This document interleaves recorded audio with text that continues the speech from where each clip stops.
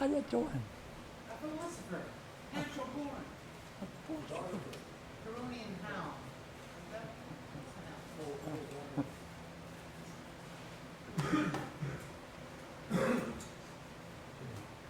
Is this true?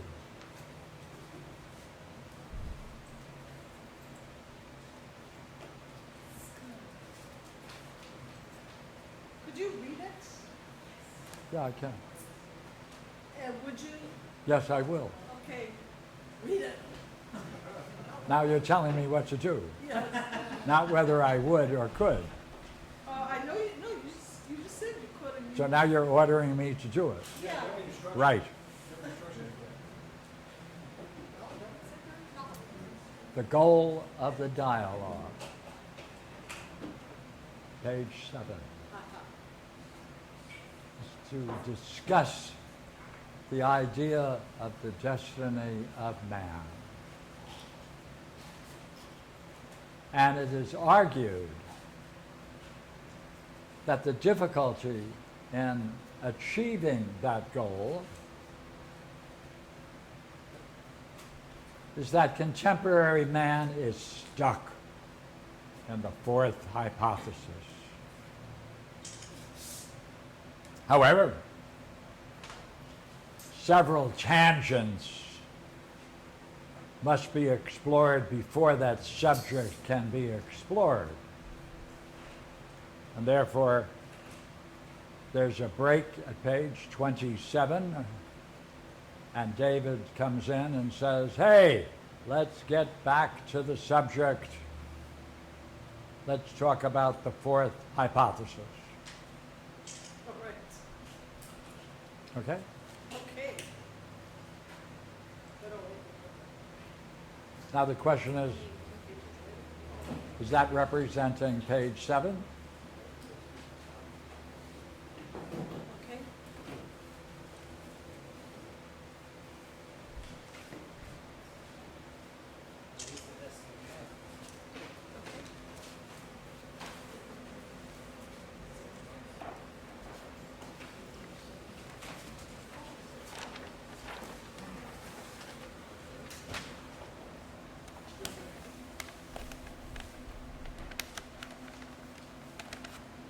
Now there's another goal in the dialogue.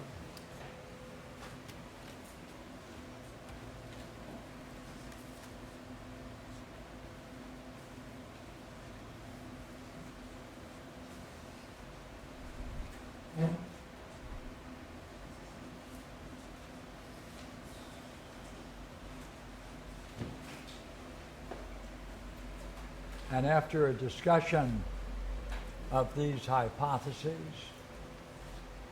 the issue comes up, is it possible that we can characterize each one of these hypotheses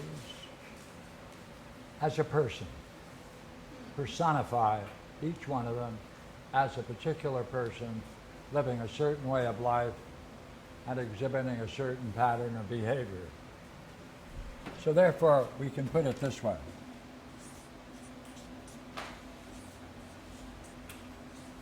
Each one is personified.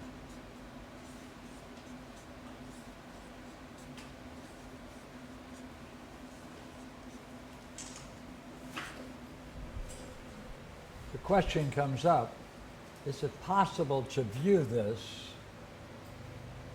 going backwards? Is it possible to describe people in the ninth and to discover what it is they would have to do to get out of the ninth, get into the eighth,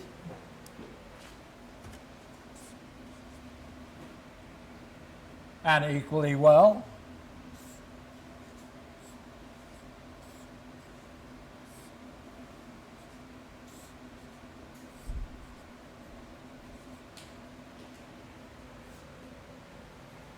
now, that dialogue in the text goes from page 34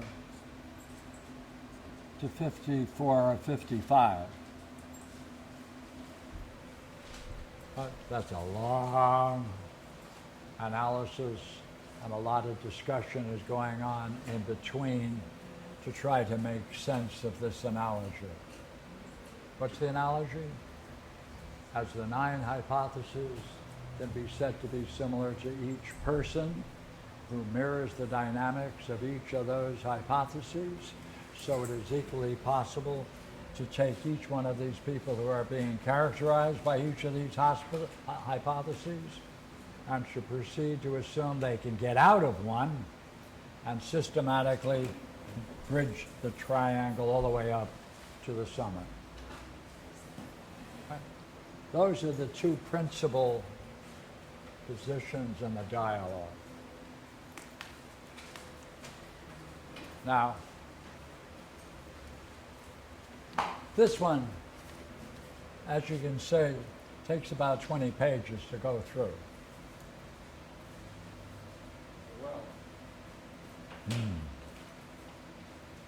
We might hold up on this for tomorrow and give you a chance to go over those 20 pages for tomorrow.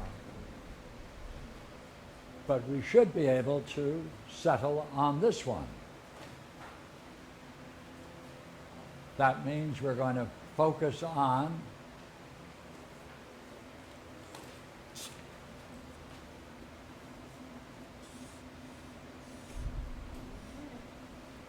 the 4th, to show that any member in that 4th, they're stuck.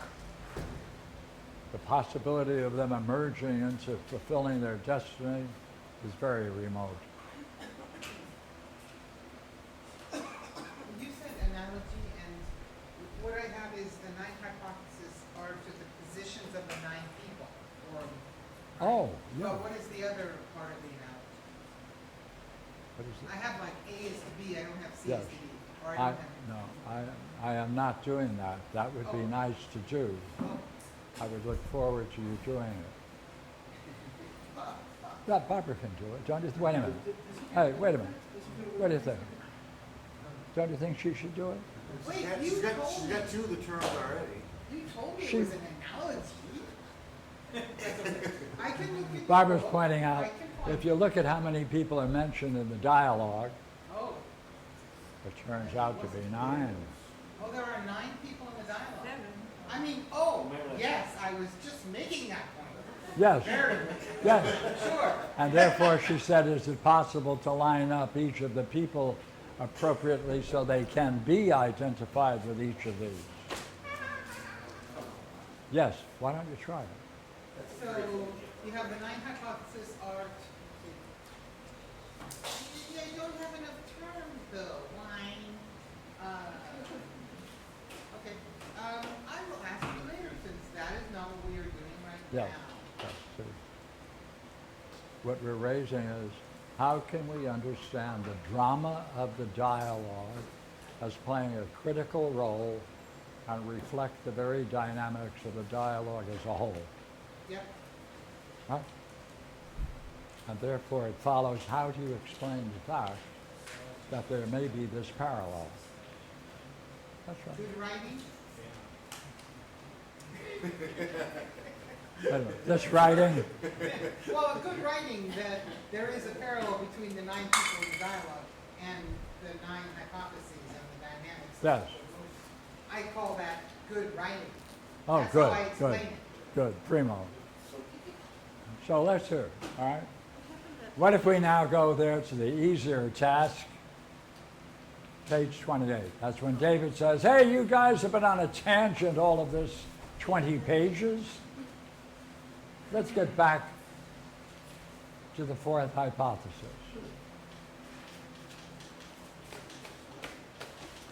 Now, It's 9. Oh. No, I had to count the characters. I wasn't going to take their word for it. it's not? It is 9. Oh, And 9 is, you know, I thought it meant the 9 in the challenge. I was thinking there were 9 in the challenge.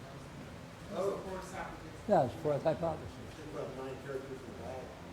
I appreciate that. Thank you. See, I didn't get that either. I was going, oh my God, which one am I? I didn't think, is there 9 in the challenge too? of, Oh. wait a minute, just to make So sure, now we have- the quote we're looking so for, what do you- right,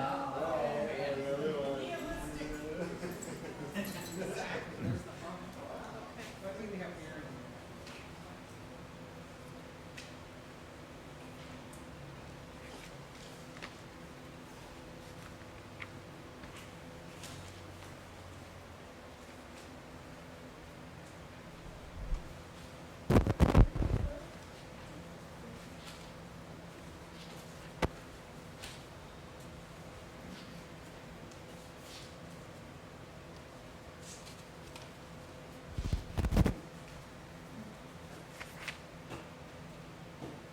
when the group returned, this time, they came with their copies of the Balboa translation with colorful notes stuck out of the text that gave the appearance of a heavily studied work. They seemed more so when our group returned this time, when they came to their copies of the Balboa translation with colorful notes sticking out of the text. It gave some evidence of a heavily studied work. The group seemed more attentive and ready to play on a new level. Because before this, they're on tangents that seem to be necessary before we jump into this very idea of whether or not the destiny of man is being blocked by men's participation in the fourth hypothesis. David started by returning to this issue saying, now what about the fourth?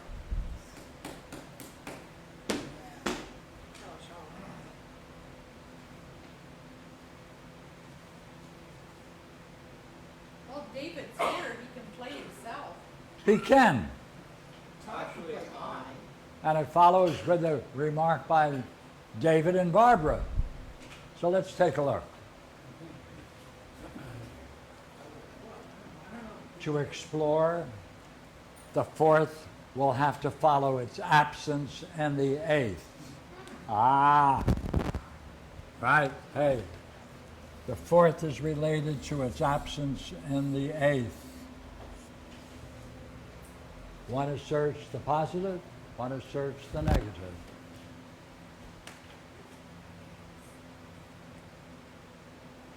In the same way, in seeing the fourth, we can see its absence in the eighth. Let me ask you, David and Barbara, would you agree, from the way we have reasoned, that it would be most interesting to proceed from the eighth in order to show the necessity of the fourth?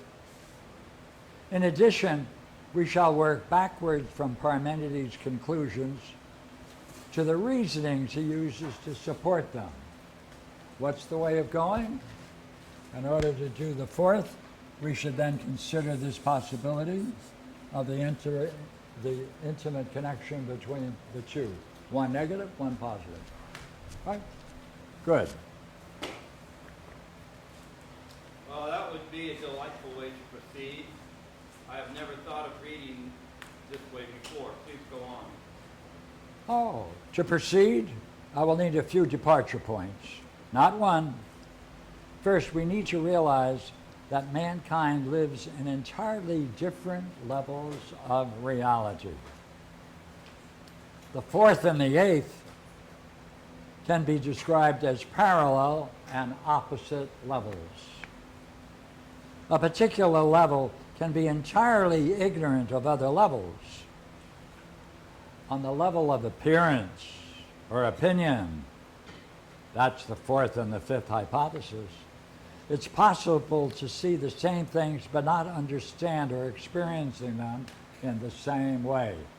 They're different, though, hey, there's something common, but in fact they do experience and understand them in different ways. For within mind, each level can be understood at different levels as well as experienced at each level. Now, since our task is to describe the eighth, it would be best to do it in popular terms and then sketch it out in general terms before making a close analysis of the eighth. Is that agreeable? Wowie zowie. More than that, I find it really exciting. Please go on. Right? Okay. Now, would you agree we need someone else to read other than me? All right. Loud? Good. Good. And now try to picture mankind as existing without appearing to possess any idea of either the one or Usia, and only experiences on the level of belief and image thinking. So they live entirely without recourse to either of the higher. They are those who live entirely without entertaining the thought of what is spiritually and philosophically meaningful or not. The very idea of striving for an excellence that is meaningful is remote to them, and so they do not start or begin anything that is truly meaningful. They are content to focus only on the moment and on what profit they may extract from their activities. These are the ones who believe that no meaningful and fundamental positive change for the better can be achieved by themselves or their fellow man. They live separate, alone, as strangers to themselves and from their fellow man. Nor do they think there is any value in self-reflection other than to turn their mind to the quest for gaining more of what they want. They live among each other believing all is relative to the observer and that life is empty of meaning. Dreadful state of mind, and horrible to be in it. I knew more people in this category than the others. Let's see the way the eighth hypothesis presents these people. Now I ask you to picture in your mind those who are members of this curious group. Consider that there are wanderers on the face of the earth. They share something, and yet they don't. They are the same as each other and have contact with each other, but they remain separate and removed from each other. They move here and there, but they have no meaningful goals so that they wander to and fro. It is because of their plight that they are both like and unlike each other. Together, they form masses without any integrity to their group, since they lack all cohesiveness and purpose. For in their true nature, they are always apprehended without the presence of the one, or Usia. Within their mass-like existence, they appear to have a limit, and in their multiplicity, they seem to have an unlimited nature to them. But when seen close at hand, they are just a bunch that have been brought together without any meaningful purpose, and so they exist aimlessly. If looked at closely, they are curious because they are fragments of what could be. Their plight is that each of them is incapable of receiving the one, or Usia. Strangers they are, because among themselves they are other than each other, and when alone they are other than the others. They view their world through the eye of opinion, believing all is relative to the observer, and they cry aloud, "Who's to say what is right or wrong? It is all a matter of opinion." Okay, hold it. Now, each of the descriptions of these of what is being said here about the hypothesis, the language that's used in this text, this dialogue, comes from the dialogue of Parmenides himself in respect to that particular hypothesis. Right? So I'm using the very language of that eighth hypothesis, the key terms, and representing them here in the dialogue at this point for this purpose. Right? Okay, go ahead. Yeah. Barbara. Okay. They are much like many of us. They live for the passing moment, bored with existence, and only have pleasure and excitement to comfort their souls. Yes, They are alone among themselves and with others. They wait for some passing event to cheer their souls. Truly, they are strangers to themselves and to one another. I know many families just like them. I see what you are doing. Your statement does match very closely with the 8th hypothesis. I like that. You stripped away the reasoning that supports each of those statements and gave us a conclusion. Now, what are you going to do with this? Yes, you are correct about that. And now that we see the plight of those in this condition, what do you think might happen if they found a way to fill up the vacuum of their lives with some pseudo-purpose? What is this pseudo-purpose business that you are talking about? Since they remain in their state of ignoring meaning, they may yet seek a way to end their psychic isolation and sense of emptiness. They are vulnerable to cries of apparent emergencies, to pleadings of leaders to join in some crusade and save their country from hostile forces. These pleadings are always fictions, but they create the need to join in some group effort. Necessity is the cry of every tyrant to spill blood in the war. These goals are pseudo-goals because they never have any rational basis. Only those wholes that have the presence of usia, or a vital intelligence, as their essential component are real wholes, and the other groupings are pseudo-wholes. Interesting division you're making, and it turns on the role of fictions, doesn't it? Yes, there is a major distinction between the idea of whole when viewed in the realm of the intelligible and in the realm of appearance. Interesting. And I assume it is a major idea among the hypotheses. I recognize the importance of this point. So I said, yes, indeed, it is major.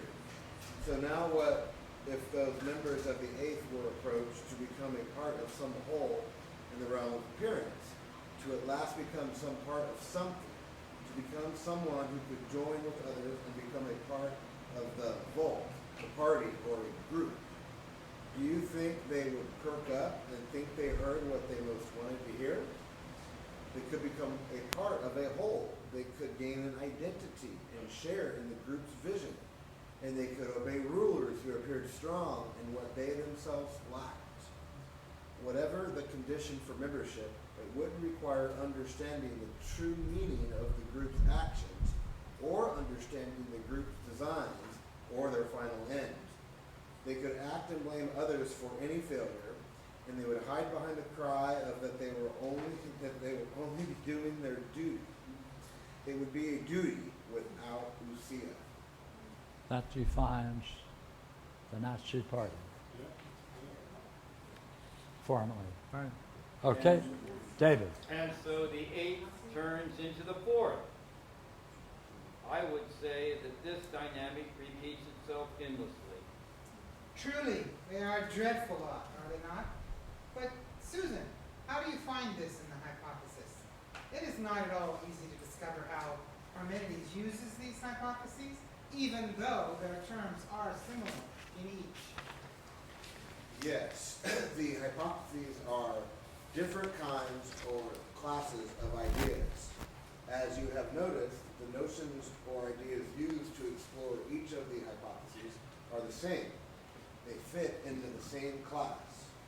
Parmenides only needs two principal ideas for his hypothesis, because after you have distinguished the idea of the one and all the others, you have all you need to contrast and explore the kinds of relationships that there may be within each of the positive and the negative hypotheses. The class of ideas that express these relations are same and other, whole and part, like and unlike, motion and rest, in time and out of time, and the presence or absence of the origin, middle, and end of things. Now, I say that is rather neat to see. However, we have only expressed the 4th hypothesis in general terms and not in the language he uses. I would like to see how you would express the 4th in its own terms. I realized David was correct in returning to the discussion before. The distinguishing mark of the fourth hypothesis is that the others than the one must exist in a certain way, an indefinite way. Having only the appearance of the one, they live entirely with appearances, so that they live with the awareness that each and every one of them are both the same and other from each other. While they have contact with one another, they themselves are keenly aware they are separate from themselves and others. They seem as accidents in nature, having no real goals or ends, no sense of embarking on any meaningful pursuit, and lacking totally in the sense of having reached the midpoint of any task. So they only seem to have a beginning, middle, and an end. But since they lack embarking on a principle for their actions, they have an onset to their actions, but no real beginning. Lacking the kind of perfection that comes with the ends of action, they merely stop when their action is ended and believe they have experienced a true end. While they pursue all kinds of actions and activities, there is no meaningful goal in all their pursuits. It is for this reason we can say that they move about aimlessly in their actions and activities. Seeing those just like themselves forming groups with the shallow goals that they have for themselves, they sacrifice for nothing. Since the groups lack meaningful coherence, they are mere masses and only appear to be like and unlike each the other. Without the one, they are unable to truly count themselves and others, so they form masses without any distinction of being a mass. For to be a mass means they realize a oneness which they do not acknowledge exists. There is no sense of reality with them, since they live phantom-like in appearance. They seem to have gone through different states, but their experience only allows the like. They appear unlimited or infinite because they are numberless, and as heaps, they appear to have a limit. But without sharing in the fullness of the principles of limited and unlimited, they only see a shadow of these most basic or vital principles of things. Thus, without having any sense of being derived from the one, they are other than each other, and so they exist in a certain way, an indefinite way.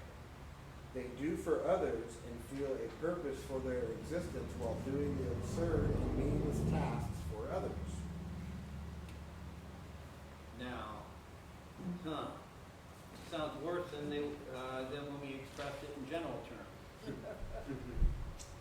It may be too difficult for man to leave the fort, even though I do see that he is like a beast, waiting to be aroused from his psychic lethargy into action by the cry of some necessity. Why would you say that it is difficult for us to move to the third, and maybe even to the second hypothesis? I realize that this group of philosophers is following the discussion closely. Let me ask each of you, how did you move out of the fourth or eighth yourself? I ask that because it is an individual effort and it is not likely that it will ever happen as a mass movement. Well, I was a biologist until I sat in a class and the instructor asked me, what is knowledge? I don't know why it did what it did, but I couldn't get the question out of my mind.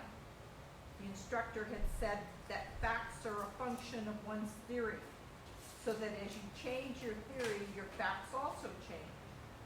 At that time, I didn't think much of that answer, but later it dawned on me that if he was right, then what is knowledge, independent of the facts surrounding it? I fell in love with Plato's Symposium, and that did it for me. The possibility of gaining of this vision of beauty itself sent my spirit soaring. It was all over after that. Well, okay, I'll do this. I just knew deep within me that there had to be something better than the lies my family lived by. True. Then I discovered a crazy group of philosophers, and off I went. True. And if it wasn't for them, I would still be confused and going around in circles. Perhaps. So, what about you, Susan? What got you into this noble game of philosophy? Philosophy began for me when I realized that the people of our age have been in a vast bloodbath for the last 100 years, and that there is no end in sight. The monstrous destruction and cruelty of our age was so overwhelming that I knew my idea of God was insufficient and superficial. I found beauty in Beethoven and Brahms and wondered why the beauty wasn't where I thought it was needed most. I looked for answers, and that brought me to the doorway of philosophy, but not the modern stuff. Rather, the perennial philosophy that I first learned about in Huxley's Perennial Philosophy. That work just woke me up to a totally different view, and I've been on the path ever since. Yeah, but what about drugs? No. I would like to know if the people at the academy use psychotropic drugs. We both know that the mysteries of Eleusis were celebrated with the sacred drink that contained what we call LSD.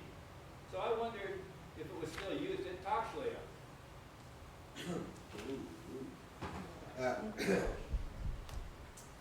It is often used by newcomers to the academy, but they soon realize that unless something else is introduced, they will soon forget their peak experiences. All experiences have their beginning, middle, and end, and after time they are soon forgotten. Unless the insights are nailed down with reasoning and understanding, they fly away into the night. So, however one gains insights, it is necessary to cultivate them. It is clear you all know that you are among the few who have cultivated such insights, and because of that you know the difficulty in going from appearance to reality. I agree. For those who live in the eighth, it is difficult to even imagine getting into states of mind that they are ignorant of. They would be drawn to the fourth, and if they became delusioned, they would return to the eighth. To make that passage possible, the arts play an important part. Music, dance, sculpture, and painting can attract and uplift souls to a new awareness of themselves. It seems to me that this motion in and out of 4 and 8 is ruinous. It spells out the fate of man. This idea of being in the grip of fate was something the ancient Hellenics feared. It meant to identify with cruel nature and to be captured in a cycle of necessity. He observed, "You suggested earlier the need to move into the realm of the mind, and I have come to see that that is the same as entering into the realm of ousia. You suggested it must be an individual leap without the assistance of anyone. It doesn't look good for man." I realized this was an important issue and had been discussed often, so I decided to offer an idea that I had been considering for a while. We applaud those who achieve excellence in athletics, music, and science, but we lack archetypes for man's excellence.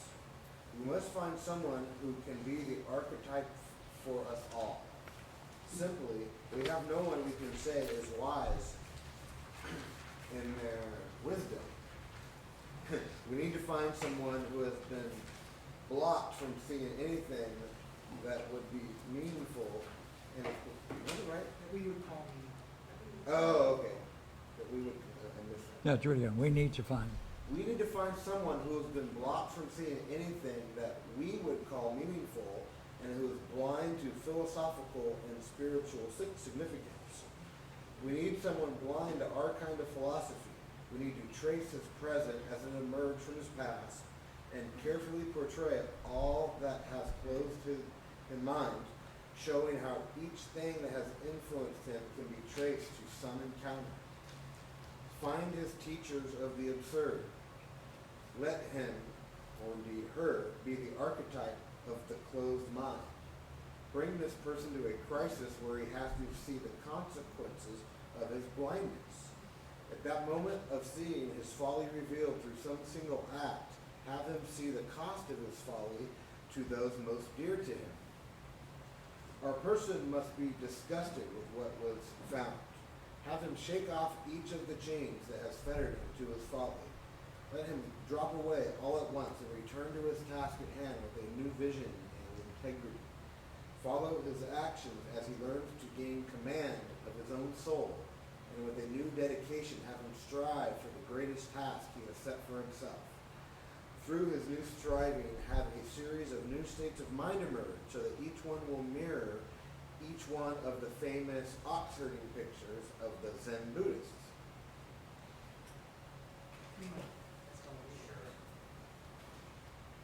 Yes, have him be the new ideal. From the worst to the most profound of beings will our hero be. Craft him with the greatest precision so that his tale can be epitomized as a high art form that will last for 1,000 years. I'll go see that for sure.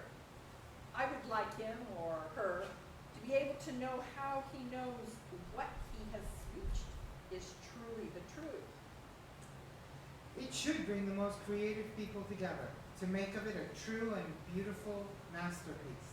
It should cut across all religions and present the new man as an object that would bring joy to the heart of those who would contemplate that story. I see what you are offering. I do like it. You want a new Homer to craft a new Achilles. I have heard that Achilles personifies those very features you outlined.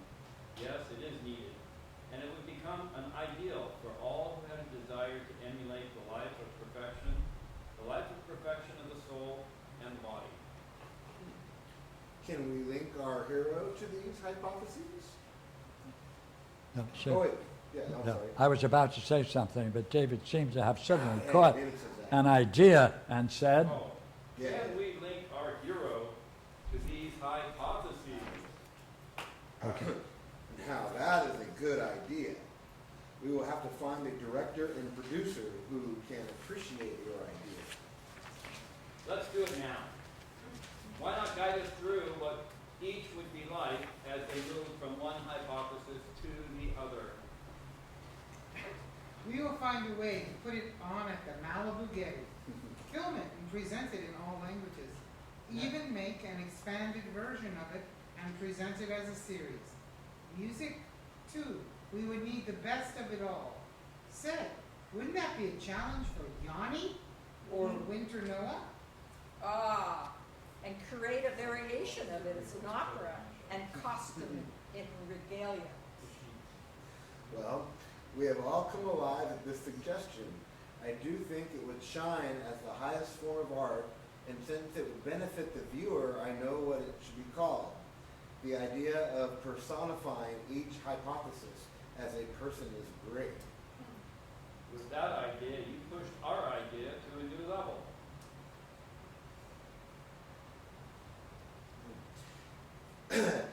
Is it not possible that if someone were to say, your idea that all existence is empty means, does it not, that all this that we encounter doesn't truly exist in any meaningful way? Sure, it is there, but it is stripped of meaning and it is truly worthless. I wish I followed that. Sure thing, that is the nihilist. Further, would you say that even if there is or isn't a God, it has nothing to do with our mode of existence? So even if there was or was not a creation, whatever produced this has long since abandoned us and our world. Whatever is out there, it sure isn't linked with anything meaningful here. Now what if we were to ask, if there is nothing meaningful, are we not talking to one another? Consider, is not each of us other than each other? For each of us is other than another, so we appear as something, and are we not doing something together? If he could stay for this, he would be getting out of this solitary world, wouldn't he, Susan? He is making a step out of the nine. Yes. Then, if he were willing to hear another question or two, we should ask, are we not talking to one another? Am I not understanding the way you are reasoning? So we can find the master argument right here. What else would our nihilist say? Sure, and if he had the courage to answer, he would have to agree that there is meaning.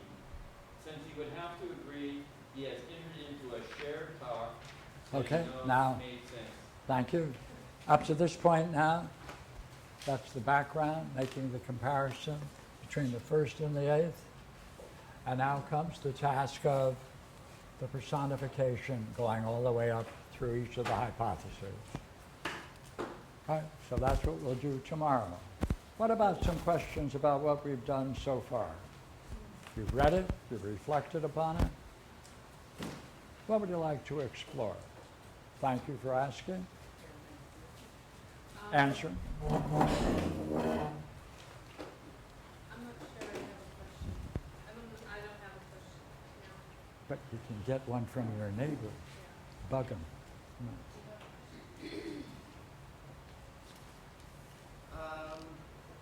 I think I'm still digesting it.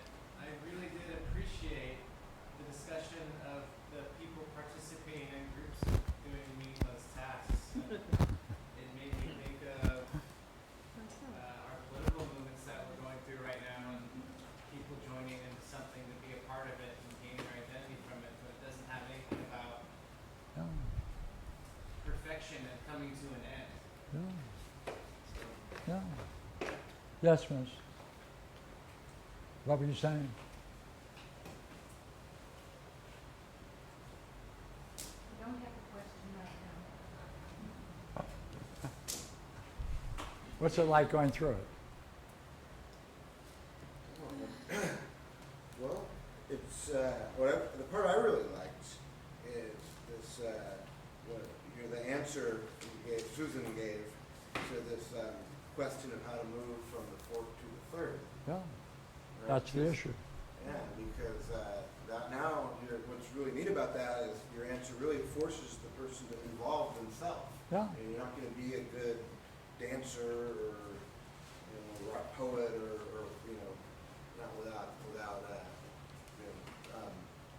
embracing your own like unique perspective and gifts and whatnot, as opposed to this belonging to a group and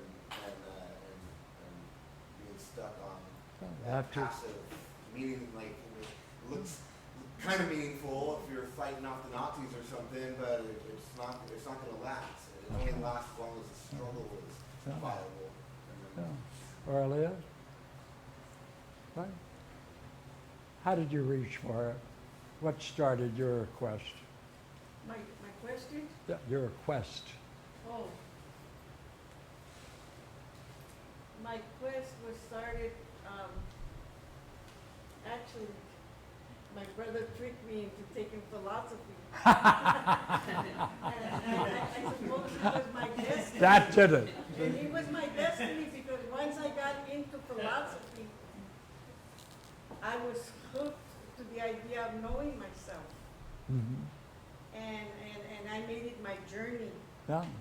And I'm Indi- still on it. yeah, individual. See, Yeah. someone woke you, someone challenged you, you took the challenge. It's challenge. Right, right. I was another person then and I'm different now. So therefore, the transition here from the fourth to the third is not a collective. It's individual. Each person has to come to it themselves, take the challenge. Therefore, there's a graphic difference, therefore, between 4 and 5 and 2 and 3. Because once you then take on the challenge of 3, entering into it, then you have the idea, wait a minute, I would like to be able to expand what I'm seeing and possibly expand it more profoundly. Now you're going into the second. So, Barbara later has a set of cards that she's going to distribute for people who would like to donate to this new program of moving from the 9th to the 1st, and how to put it on at the Getty Museum, and how to get Yanni to do the music behind it, and dress it up even as an opera, right? I thought these were envelopes where people could put Yes, yes, oh, large special amounts of envelopes. money. There's a cell phone app called Parmenides Go, by the way. Okay, all right. Couple of more comments. Come on, let me hear it. If you find someone who's in the third hypothesis, you take their picture and you get the points. I like it. What I, Like what I, Pokemon, you have to identify the 9. I like that, David. what I noticed was that the very thing that seems to be that which is lacking in the hypothesis that people lack is what it is that is bothersome, or that, how would I say it? It's like there's something inside the individual. I was thinking of the 8 to the 4. Do you think that they would perk up and think they heard what they most wanted to hear? They would become a part of a whole, and they could gain an identity and share in a group's vision. It's something that is not in the 8, Right. but yet it's something that when it's like when they hear something that is really much more profound, it draws them Yes. and pulls them up. Yeah. So that their very soul is lacking, but that's the self is saying, That's right. if you happen to be fortunate and you hear something, Right. it Right. will draw them. From this on, there's a different kind of influence taking place, totally different from below it. That's true. And that's a divine influence. Yeah. Very well put in.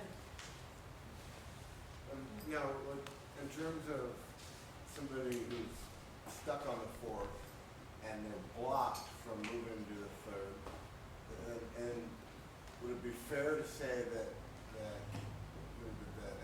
they're being blocked by being hung up on the 6th or the 5th? And so, like, they're maybe retreating behind some kind of agnosticism and saying, oh, you just have to have belief and faith, and maybe using the 7th hypothesis to Okay, let me take that idea. Is it possible to use the Parmenides to understand how many people in this region now found a leader and can join a movement called Trumpism? Sure. And it would look They like now, it's they meaning. now have a leader. It doesn't matter that he doesn't have a program. It doesn't matter that it's not intelligible. It's enough they can join that and become finally a person within that movement, identify with it. Now they can relax and be part of the new folk. But they then gain an identity, whereas in the Yes. lower ones, they don't. They don't. Have that. That's what they gain. Yeah. Yeah. And that's meaningful to them. Yeah. That's the highest they can get. Yeah. This is a new translation from the Balboas on Plato's Book 6.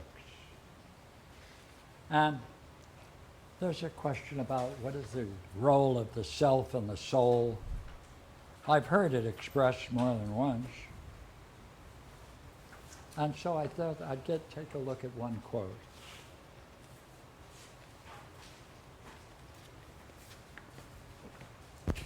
What's the Stephanos here? Page, Stephanos? page 7.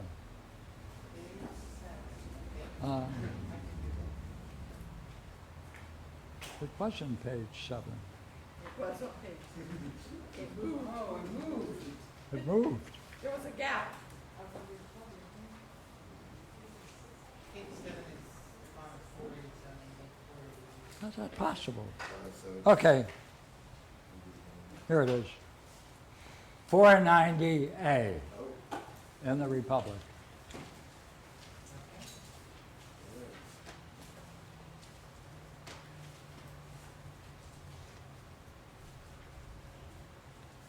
Let us listen then, and let us speak, reminding ourselves of that starting point from which we described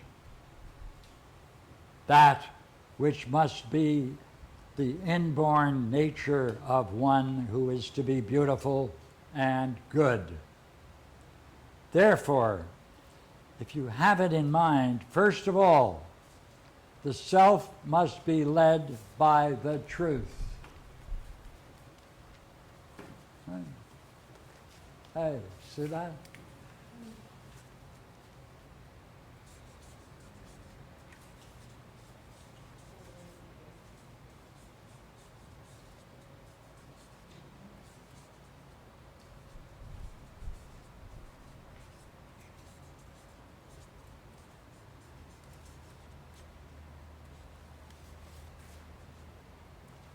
That's only possible. See, that's only possible once people move from the fourth into the first, second, and third, or the second and the third. See, look here. That means truth. Truth is not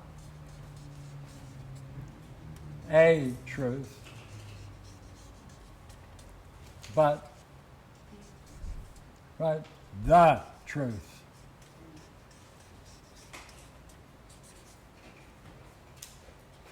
It truly exists. And therefore, hey, the self must be led by the truth. Wow. Not the soul, but the soul. So thank you so much for joining this translation. Again, we thank Balboas once again. Right. And I'm sure you might even be able to get a copy of this. So, I think it's on the website, isn't it? Right, that's what they're saying. Jeff put it on they kindly gave it to Jeff. Jeff put it on the website. great. So Thank you. Society. Yes. Thank you. Okay? Okay. Then we'll meet tomorrow. If you don't have any more questions, what do you think? All right, what are we going to do?